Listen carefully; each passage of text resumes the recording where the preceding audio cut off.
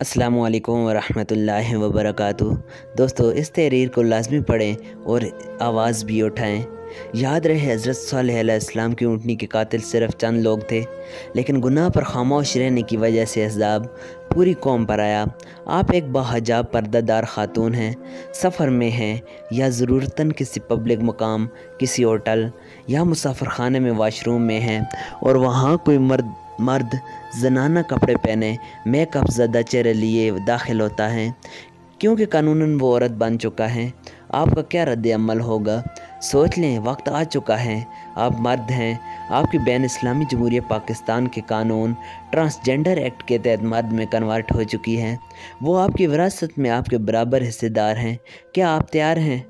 آپ کا بیٹا، جس کی پرورش میں آپ نے کوئی کسر اٹھا نہیں رکھی، اچھا کھلایا، اچھا پہنایا، تعلیم دی، پروان چڑھایا، آج وہیں بیٹا کسی بھی دوسرے لڑکے کی محبت میں دیوانہ بن بیٹھے، عورت بن کر آپ کے نام نہاد داماد کے ساتھ نکاح کر رہے تو کہاں منہ چھپائیں گے؟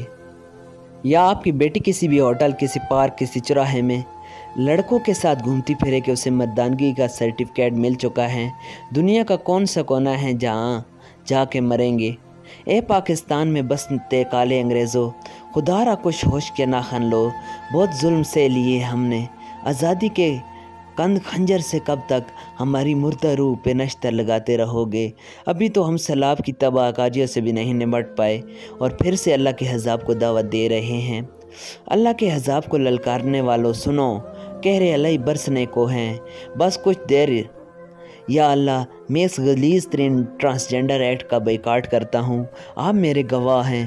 اگر اس قوم کو قوم لوط کی طرح عذاب دے تو مجھے لوط علیہ السلام کے ساتھ بچ جانے والوں میں شامل فرما لینا، اور جو پاکستانی اس ایکٹ کے خلاف آواز اٹھا رہا ہے، سب کو آپ کے عذاب سے محفوظ فرمانا، آمین ثم آمین۔ ٹرانسجنڈر ایکٹ بل نامنظور۔ دوستو، اس پیغام کو زیادہ سے زیادہ شیئر کریں، دوستوں کے ساتھ چینل کو بھی سبسکرائب کریں اور لوگوں کے ساتھ شیئر بھی کریں۔